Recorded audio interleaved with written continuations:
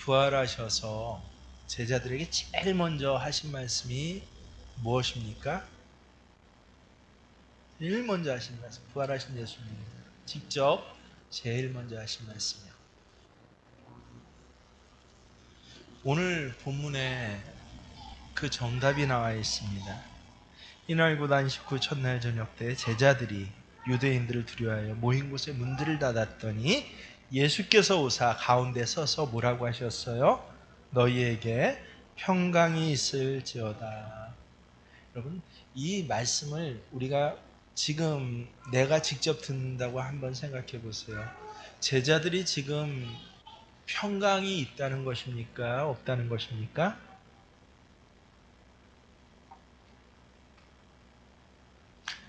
이 자식이 무슨 일로 굉장히 괴로워하잖아요.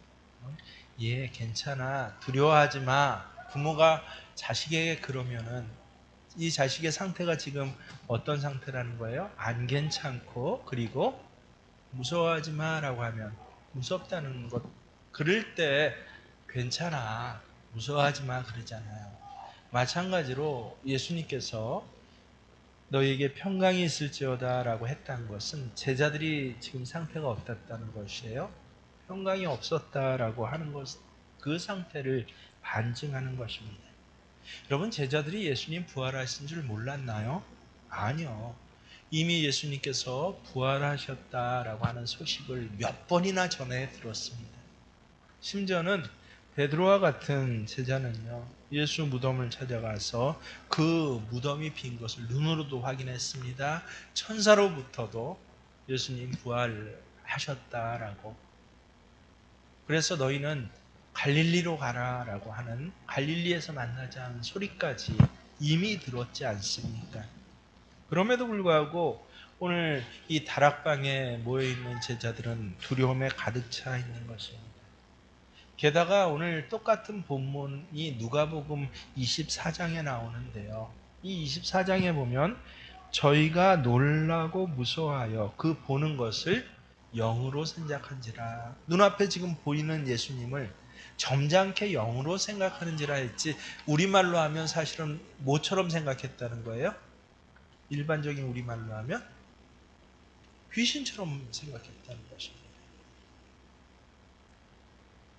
이렇게 부활하신 예수님이 나타나서 눈앞에 계시는데도 오히려 귀신처럼 생각하면서 더 두려워하는 이 제자들에게 예수님 찾아오셔서 하신 첫 번째 말씀이 너희에게 평강이 있을지어다. 얼마나 현실적이고 인사말 아니에요. 귀한 말인지 모릅니다. 실제로는 제자들에게 꼭 있어야 할 말씀인 것입니다. 말씀만 하는 것이 아니라 이 여기에 더하여서 두려움에 떠는 제자들을 안심시키기 위해서 직접 못 박히신 손을 내밀어 보여주셨습니다. 그제서야 제자들은 예수님이시구나 라고 확인하고 기쁘기도 했지만 한편으로는 굉장히 놀랐습니다. 사실은 체면이 없죠. 면목이 없습니다. 여러분, 예수님 체포되던 그 시간에 한번 생각해 보십시오. 제자들이 한 사람도 남지 않고 뿔뿔이 도망갔습니다. 십자가에 신음하시면서 엘리 엘리 라마 사막다니라고 외치실 때 그 외침 앞에서 같이 이 외치며 갈등하는 제자는 한 사람도 없었습니다. 내가 목마르다라고 예수님 십자가 위에서 말씀하실 때도 그 목마른 예수님에게 이 해면에 포도주를 적셔서 그래서 예수님 입가에 대준 것도 제자들이 아니라 바로 이방인들이었습니다. 가냘픈 여인들과 또 성경의 12제자 외에 이름이 기록되지 않는 제자들, 그리고 아리마대 사람 요셉과 니고데모가 제자들이 다 도망가니까 이 성경의 이름조차 기록되지 않고 딱 한 번만 이름이 나오는 이 사람들이 예수님을 위해 장례를 치르는 그 현장에서 제자들은 얼굴도 내밀지 않았습니다. 보십시오. 이런 제자들을 다시 찾아오신 것입니다. 이 제자들, 배신자들을 책망하기 위해 찾아오신 것이 아니었습니다. 꾸중하기 위해서 찾아오신 것이 아니었습니다. 끝없는 용서를 안고 찾아오셨습니다. 그래서 두려움에 떨고 지금 불안해 신음하는 제자들에게 예수님께서 말씀하십니다. 너희에게 평강이 있을지어다. 한 번만 하셨습니까? 21절에도 보세요. 너희에게 평강이 있을지어다. 여러분, 반복되는 이 샬롬이라는 말이 인사말이잖아요. 축복의 말이잖아요. 요새는 이것이 인사말로 쓰였습니다. 그래서 예전에 제가 처음으로 참 인상 깊었던 게 요새는 하도 많아지니까 예전엔 이 말만 했지 몸으로 표현한 것이 좀 적었지 않습니까? 한 20년 전만에 전에 제가 청년 사역을 할 때요. 근데 학교에 갔더니 어느 날부터인가 샬롬 하면서 손가락을 이렇게 흔들더라고요. 간사님들이. 그랬더니 한 1, 2년이 안 돼서 특별히 CCC에서 그러는데 인사말이 샬롬이에요. 샬롬. 그래서 이렇게 샬롬 하는 것만 봐도 그 다음부터는 CCC구나 라는 것을 아는 아주 대표적인 인사말과 표현법이 됐는데요. 정말 이게 인사말일까요? 샬롬이? 그렇다고 형식적인 위로일까요? 아니에요. 오늘 말씀을 원어 성경으로 보면 놀랍게도요. 샬롬의 어미에 명령형이 붙어 있습니다. 인사가 아니라 뭐 하는 거예요? 평안하라. 예수님께서 명령하시는 것이에요. 한 번, 두 번입니까? 26절에도 보세요. 예수님 말씀하십니다. 너희에게 평강이 있을지어다. 예수님 왜 이렇게 반복적으로 평강을 선포하시고 명령하십니까? 한마디로 지금 제자들에게 제일 필요한 것은 평강이기 때문에 그렇습니다. 여러분 기억하십시오. 평강이 없으면요 두려움이 찾아오게 됩니다. 예수님이 부활하셨어도 또 직접 그들을 눈앞에 부활하신 예수님이 나타나셨어도 그저 불안과 공포가 온 마음을 사로잡게 됩니다. 이것을 우리 예수님께서 너무도 잘하셨어요. 그래서 오늘 특별히 19절 시작하는 말씀이 아주 의미 깊은 그 때에 대한 표현이 나오는데요. 뭐라고 합니까? 19절 시작하면서 안식 후 첫날 저녁 때라고 기록하고 있습니다. 여러분, 안식 후 첫날이 무슨 날이에요? 부활절이잖아요. 부활절.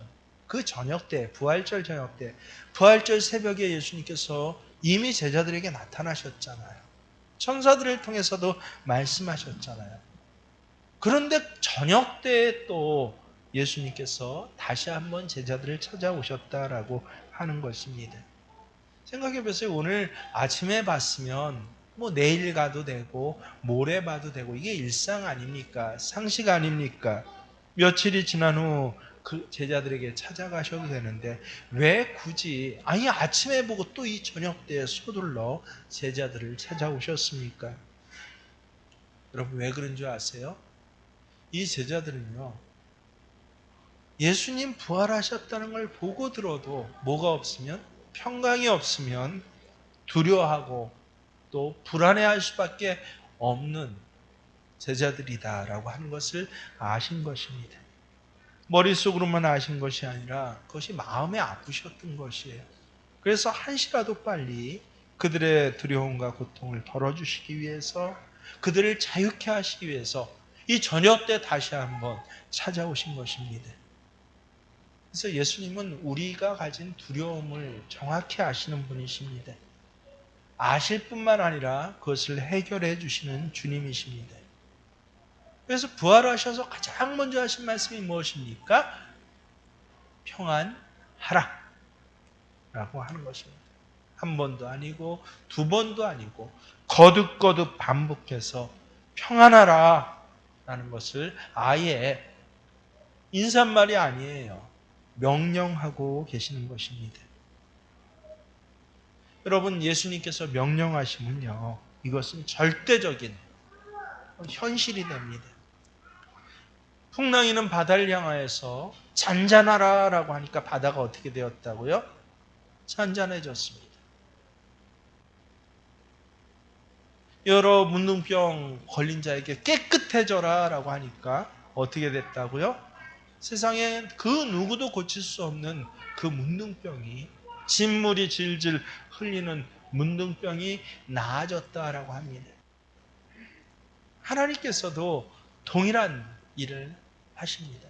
하나님의 말씀 뭐예요? 곧 명령이고, 하나님의 명령은 뭐가 된다? 현실이 된다라고 하는 것입니다. 우리가 사는 세상은 공포가 왕노릇하는 세상입니다. 여러분, 오늘 새벽 뉴스에 5시쯤 일어나서, 늘 주일날은 제가 첫 뉴스를 듣는데 뉴스에 깜짝 놀랄 만한 이 내용들이 자막으로 뜹니다. 이란이 이스라엘 향하여서 드론 200기를 쏘아보고 폭탄을 거기 쏟아부어서, 그래서 네게브에 있는 이스라엘 공군 기지가 파괴되고, 이스라엘은 여기에 대한 복수를 갖다가 아예 지금 선포했답니다. 바이든이 대통령이 휴가 중이었는지 몰랐는데 휴가 중이었던 바이든 대통령이 긴급하게 그걸 멈추고 백악관으로 다시 돌아왔고 아주 긴장이 대단합니다. 하루아침에 요새 가상화폐 비트코인 가격이 7%가 떨어졌대요. 7% 작은 것 같죠? 여러분 6만 달러, 7만 달러, 한 6만 5천 달러 하거든요. 1만 달러가 얼마입니까? 한 1000, 지금 300, 1400 하잖아요. 그래서 6만 달러만 잡아도 얼마예요?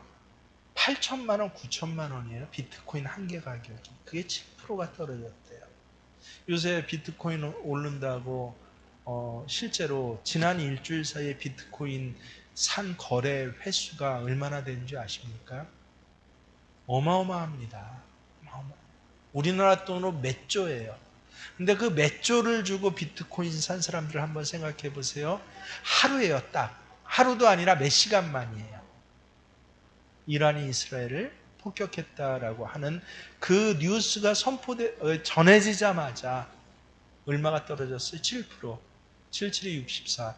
우리로 하면 640만 원이 손해본 거예요. 하나 산 사람마다. 10개 샀으면 6,400만 원. 100개 정도 산 사람이 있다. 보통 그렇게 돈 있는 사람들은 권하는데 6억, 7억이 손해를 본 거예요. 그만큼 세상이 두려워요. 우리가 잘 모르고 관심이 없어서 그렇지, 이 세상을 움직여가는 그 앞에 선견자 있는 사람들을 보면 아주 불안불안해요, 사는 것이요. 여러분, 지금 우리는 잘 몰라서 그렇지 사장님들 보세요. 작은 점포의 사장들은 불안합니다. 이 가게를 도대체 이루어갈 수 있을지 얼마나 불안합니까? 더 나아가서 기업을 운영하는 사람들을 보세요.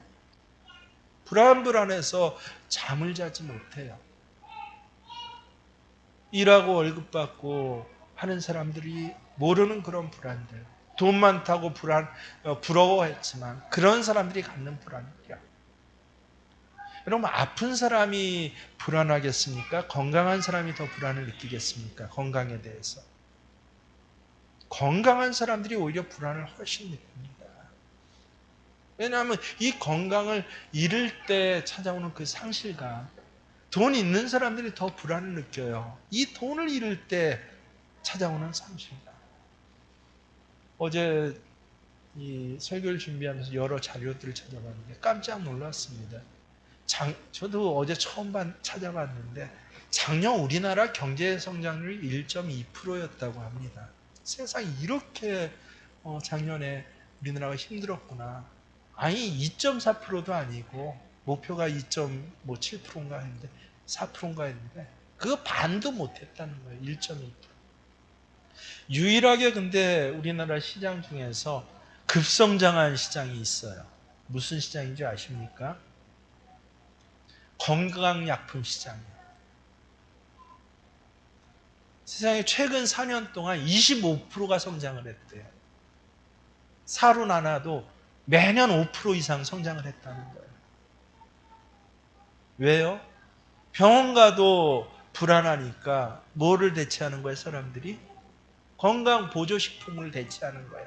그걸라도 평안을 얻어보고 싶은데, 근데 평안을 못 주니까 계속 더 사는 거예요.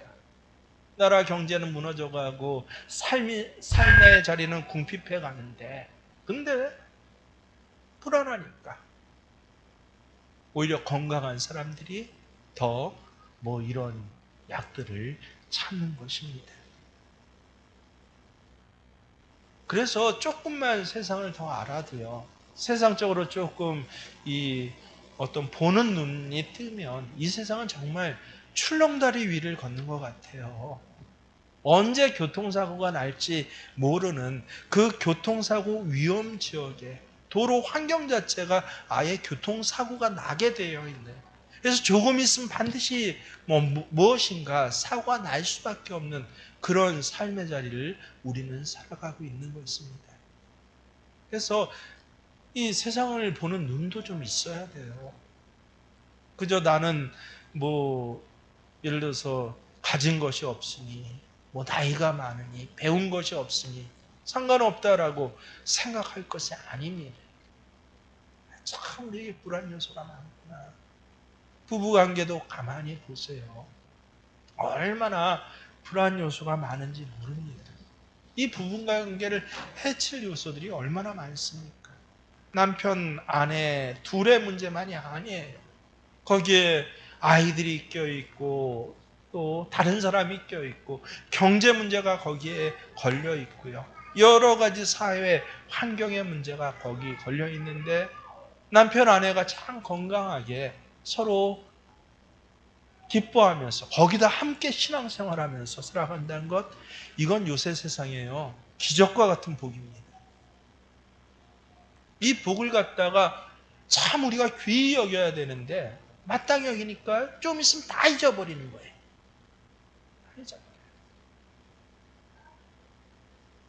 오늘 제자들이 바로 이런 모습입니다.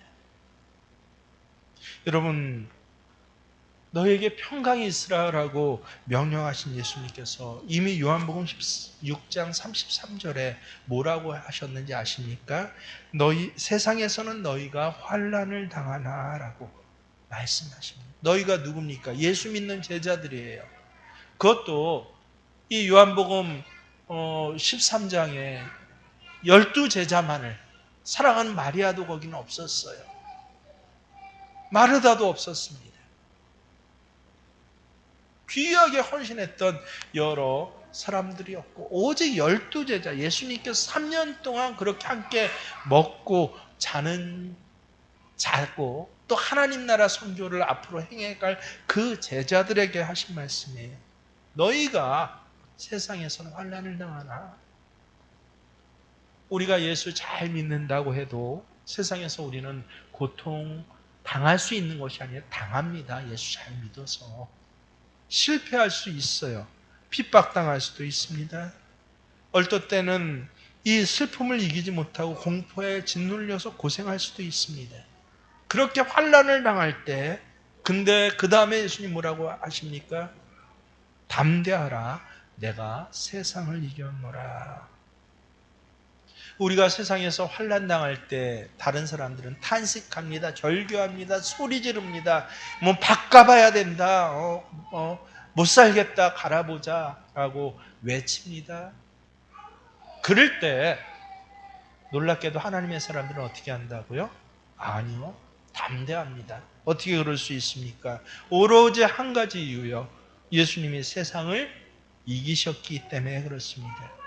세상을 이기시고 죽음을 이기시고 죄를 이기시고 인간의 슬픔을 완전히 발로 밟고 죽음을 발로 밟고 부활하신 예수 그리스도, 그분이 우리의 보호자가 되시고 우리와 동행하시고 날마다 우리를 만나주시고, 내가 불안해할까 봐 아침에도 봤는데 이 저녁에도 다시 찾아오셔서 다시 한번 명령해 주신 예수님, 너희가 평안할지어다.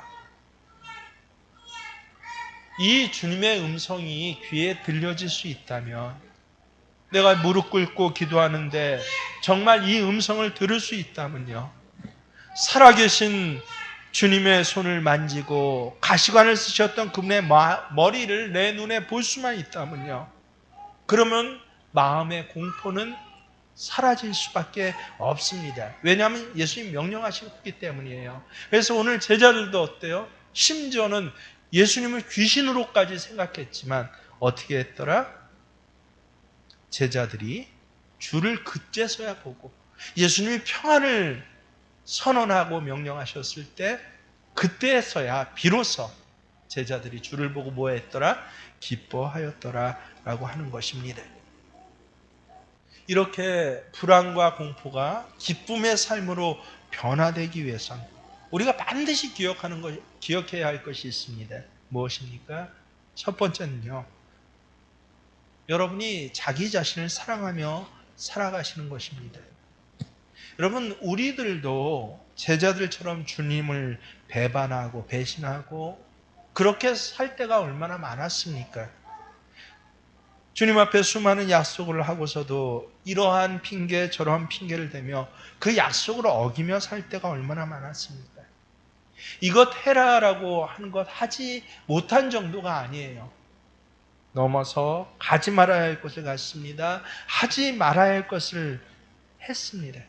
보지 말아야 할 것들을 보고 말하지 말아야 할 것들을 말할 때가 얼마나 많았습니까? 하나님 방식대로 살겠습니다라고 고백해놓고 세상 방식대로 내 멋대로 살아갈 때가 있습니다. 주님만을 내가 주인 삼겠다라고 늘 찬송 부르고 마음에 다짐해놓고도요, 물질을 주인 삼고 지식을 주인 삼고 사람을 주인 삼고 살 때가 얼마나 많았습니까? 우리는 오늘 본문에 나오는 예수님을 배반하고 두려움에 떨고 있는 제자들처럼, 아니요, 오히려 그 제자들 그 이상으로 주님을 배반하고 배신하고 살아가는, 그래서 참 부끄러움이 많은 사람들이에요. 오히려 면목이 없는 그런 사람들입니다. 신앙생활이 길어질수록 사도 바울의 고백이 우리 자신의 입에서 고백되지 않습니까? 아니, 내가 의인이 아닙니다. 사도가 아닙니다. 성도가 아닙니다. 아니, 죄인 중에도 괴수입니다. 라고. 우린 그런 사람들 아닙니까? 근데 놀랍게도요, 우리가 그럴 때마다 오늘 예수님 찾아오셔서 아마 뛰어오셨을 거라고 저는 생각을 합니다. 평강을 명령하신 주님을 바라보실 수 있는 여러분 되시길 바랍니다. 용서하시고 사랑하시는 주의 음성에 우리가 귀를 기울여야 합니다. 여러분의 죄를 지적하고 끄집어내고 저주하고 고발하는 그런 사탄의 소리, 거짓 사탄의 양심에 여러분 이끌려가서는 안 돼요. 그건 죽는 길이에요. 세상의 사람은 비난할지라도 주님은 여전히 여러분을 사랑하고 계십니다. 모든 사람이 잘못을 따질지라도 주님은 여전히 여러분을 용서하고 계실 줄 믿습니다. 가족조차도 나를 싫어하고 내게 책임을 전가해도 그런 내게 오늘 주님 찾아오셔서 뭐라 그래요? 아니, 너는 평안할 거야. 너에게 평강이 있을지어다 라고. 죄 중에 가장 큰 죄가 뭔지 아십니까? 예수님이 이렇게까지 나를 사랑하시는데 내 자신이 나를 미워하는 것이에요. 주님이 용서하신 나를 나는 용서하지 않는 것입니다. 주님이 존귀히 여기신 나를 나는 비하하고 조롱하고 멸시하고 나 스스로 좌절하는 것입니다. 아니요. 그런 의미에서 오늘 주님 다시 말씀하시는 거예요. 거듭거듭. 잊지 못하니까. 아니, 내가 다시 말하노니 이 소리예요. 너희에게, 아니 너에게 평강이 있을지어다. 인사가 아니라 뭐라고요? 명령입니다. 근데 놀랍게도 그래서 우리가 19절, 20절, 21절로 이 말씀이 끝나면 딱 맞아요. 너희가 이제 평안하고 내가 너희를 보낼게. 근데 이 말씀을 하시고 참 이상한 말씀이 22절, 23절에 나옵니다. 갑자기 용서에 대한 말씀이 나와요. 너희에게 평강이 있을지어다 라고 하셔놓고 왜 갑자기 용서에 대한 말씀입니까? 23절을 보세요. 너희가 누구의 죄든지 사하면 사여질 것이요 누구의 죄든지 그대로 두면 그대로 있으리라 하니. 아니 평강 있으라라고 명령하시고 이 용서의 복음을 다시 선포하신 이유가 어디 있습니까? 기억하십시오. 정말 성경의 신비예요. 말씀의 진리입니다.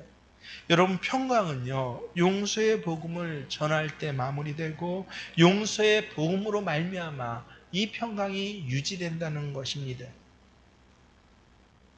저는 이 용서 얘기할 때마다 참 기억나는 저 자신으로부터 여러 사건이 있는데 예전에요 섬겼던 교회에서 아버지 교실을 그 당시 한 20년 전에 아버지 교실을 웬만한 교회에서 많이 열지 않았습니까?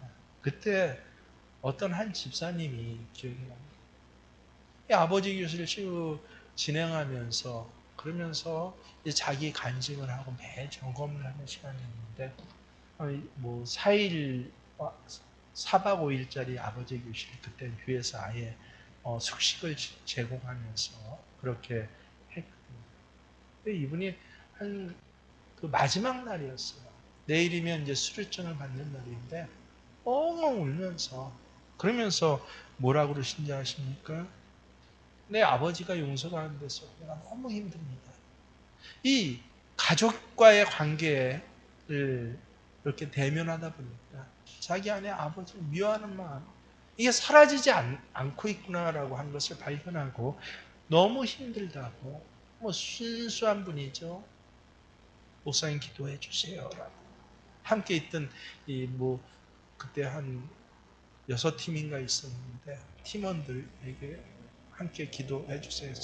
그래서 같이 기도해 주려고 이 기도 제목을 잘 물어봤더니 잘 알죠. 그 당시에 30대 후반이었으니까 그때 그들의 아버지들이 어땠어요? 정말 요새 아버지 상하고 너무 다르잖아요.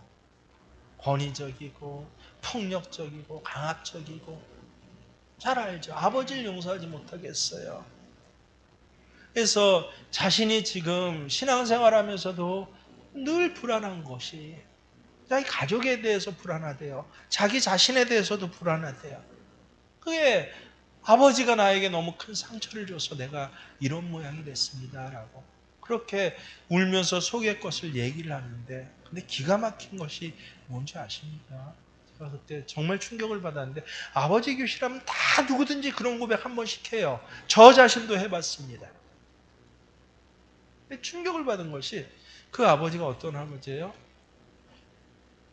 이미 5년 전에 돌아가신 아버지예요. 죽고 없는 아버지가 용서가 안 돼서 그게 상처가 돼갖고 지금 눈물을 흘리고 있는 것입니다. 용서가 안 돼요. 죽고 없는 사람조차 용서가 안 돼요. 그랬더니 오늘 내게 아버지 때문이 아니라 사실은 뭐 때문에 그래요? 용서가 안 되니까 삶의 자리에 진정한 평안을 누리지 못하고 있는 것입니다. 여기 이 자리에 앉아 계시거나 설교를 듣는 분 중에서도 저는 그런 분이 분명히 있다라고 생각합니다. 아버지 때문만이 아니라 나를 배신하고 배반하고 떠난 사람들 한 번씩은 다 겪어보지 않았습니까? 밤잠을 설치게 할 만큼 손해를 입힌 사람, 식음을 전폐할 만큼 특별히 나는 은혜를 베풀었는데 그걸 원수로 갚는 사람들이요. 생각만 해도 치가 떨리는 사람, 너무 원통해서 그래서 어떤 때는 신앙생활 다 접어두고도 원수 같거나 보복하고 싶을 정도로 내게 상처를 준 사람들이요. 그런 사람들 때문에 울분을 삼키고 속을 썩이고 있는 여러분에게 오늘 주님 찾아오신 거예요. 아니, 내게 평강이 있을지어다. 근데 어떻게 평강이 있어요? 용서야. 그렇구나. 용서가 우리 삶 속에 체화되면요, 그동안 우리를 고문하고 괴롭히고 고통스럽게 했던 두려움과 공포가 사라집니다. 참된 신앙의 강수가 마음속에 넘실거리게 됩니다. 용서의 복음을 깨달은 자는요, 자기가 받은 용서를 실천할 때에야 그때 참된 복음이 찾아오는 것이에요. 반면에 아무리 다른 것을 많이 해도 내가 용서하지 않으면 그때 모두 없다? 진리입니다. 평강도 없습니다. 그래서 용서는 평강으로 가는 지름길입니다. 여러분, 용서하자는 것이 죄를 덮자라고 하는 말 아닙니다. 공의, 정의를 희석시키자라고 하는 말도 아닙니다. 왜 그런 줄 아세요? 기독교인들의 용서는요, 그냥 용서하고 없는 일로 해줄게, 그게 사랑 아니에요. 성경에는 그런 사랑 없습니다. 그건 가짜 사랑이에요. 정확히 기억하십시오. 원수 갚는 일은 하나님께서 하실 때 가장 확신을 함을 믿고 의뢰해야 한다라는 것입니다. 그렇게 믿을 때 우리는 용서할 수 있습니다. 그래서 각자 과거에 대해서, 그 사건들에 대해서 용서할 수가 있는 것이에요. 그래서 용서는 인간의 아량 차원을 뛰어넘는 일입니다. 인간의 품성 차원을 뛰어넘는 일입니다.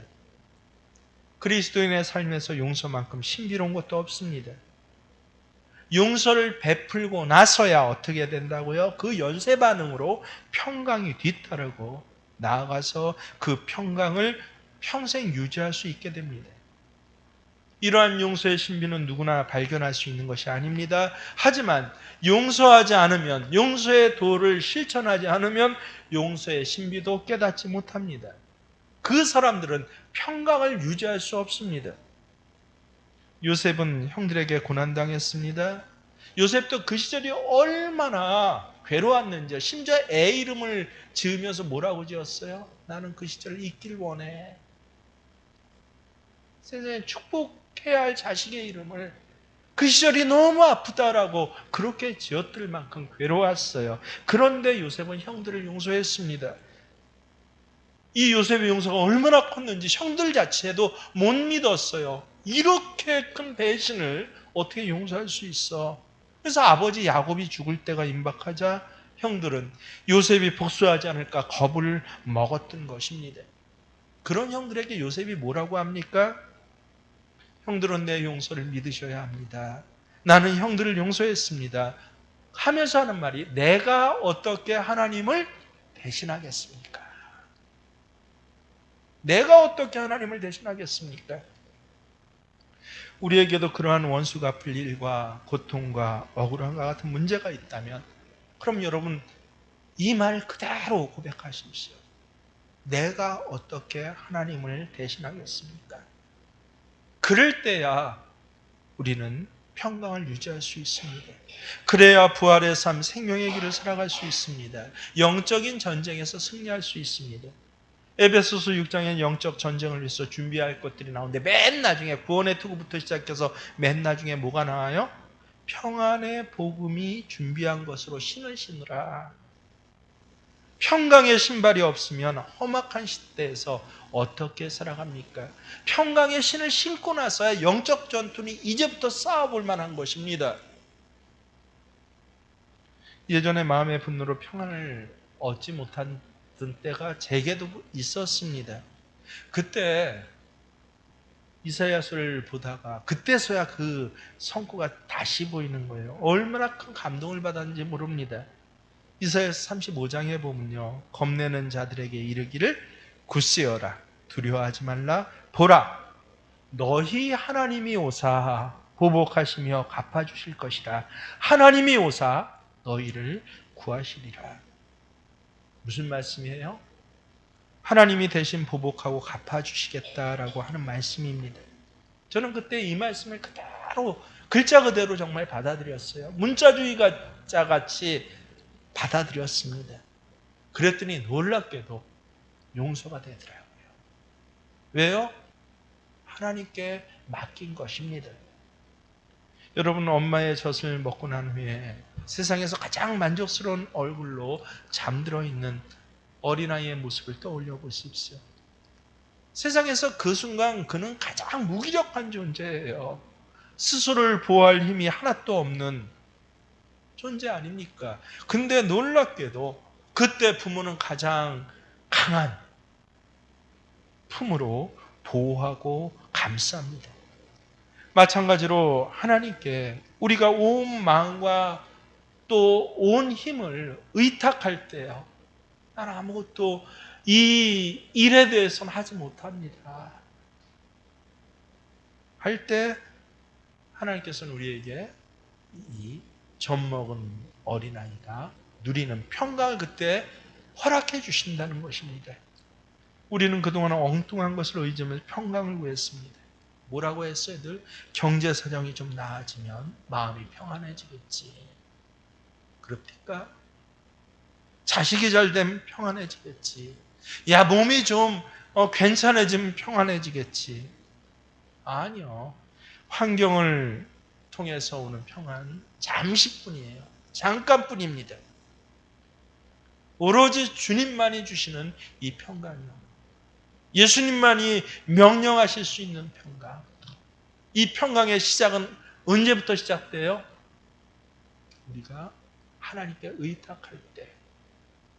용서는 내가 용서하는 거 아닙니다. 나는 용서할 수 없어요. 그래서 어때요? 이 복수는, 이 억울함은 하나님께 의탁하고 내가 할 수 있는 건 뭐예요? 용서입니다. 여러분, 특별히 부모를 용서하시기 바랍니다. 죄를 없이 하는 거, 희석하는 건 아닙니다. 그 부모의 사건에 대해서는 어때요?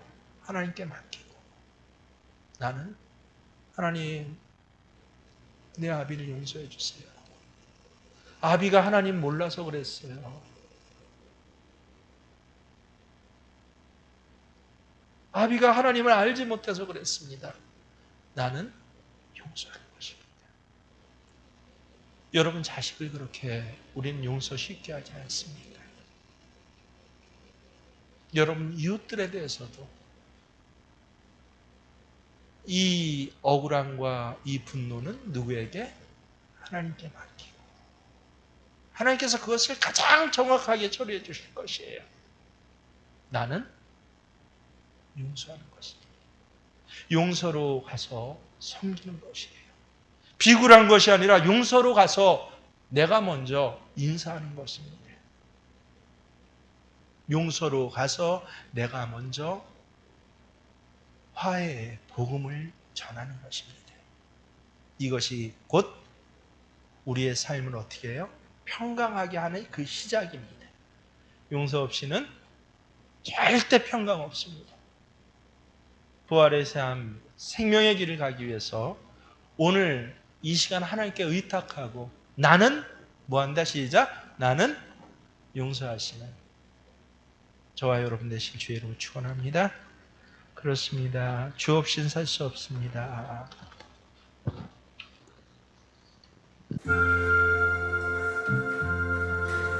내 맘 속에 있는 참된 평안을 누구도 빼앗을 수 없네. 주님은 내 맘에 구주 되셨네. 보증 없이 살 수 없네.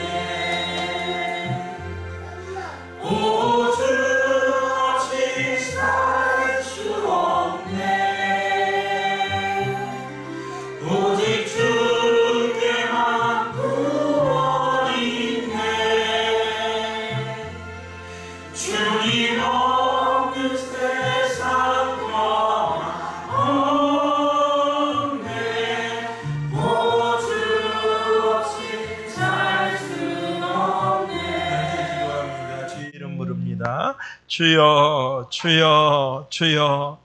살아계시고 영화로우신 하나님 아버지, 부활 후에 가장 먼저 들려주신 말씀이 바로 이 평강의 말씀임을 마음에 새깁니다. 우리 모두가 이 평강의 비밀, 평강의 신비를 아는 자들을 되게 하여 주옵소서. 우리의 겉모습은 낡고 초라해질지라도 우리의 속사람은 예수님 주시는 평강으로 날마다 새로워지기를 원하옵나이다. 인생의 고비를 만나 마음 문을 닫아 걸고 힘들어 포기하고 싶은 그런 때라도 합력하여서 선을 이루시는 것을 알기에 믿음으로 주님을 바라봅니다. 먼저는 저희가 예수님으로부터 오는 평강을 덧입을 수 있도록 도와주옵소서.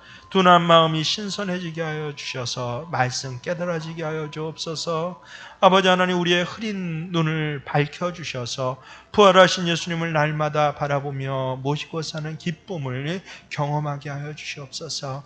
무엇보다도 용서의 복음을 전할 때 우리를 묶고 있는 모든 무기력과 두려움과 분노의 악한 영들이 풀어지게 하여 주시옵시고 자유롭게 주님을 섬길 수 있도록 주님 도와주시옵소서.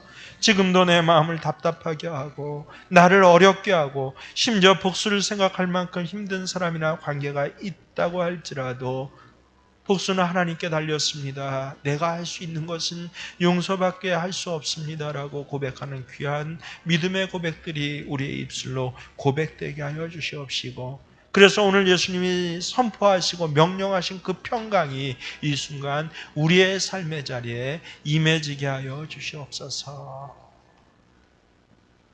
이제는 우리 주 예수 그리스도의 은혜와 하나님 우리 아버지 지극하신 사랑 말씀이 성령의 오늘 우리가 용서할 때마다 그 자리에 평강이 임해지게 하시는 동행하심의 역사가 모든 예배자들의 일주일간의 삶의 자리에 평강으로 더해지시기를 간절히 축원하옵나이다.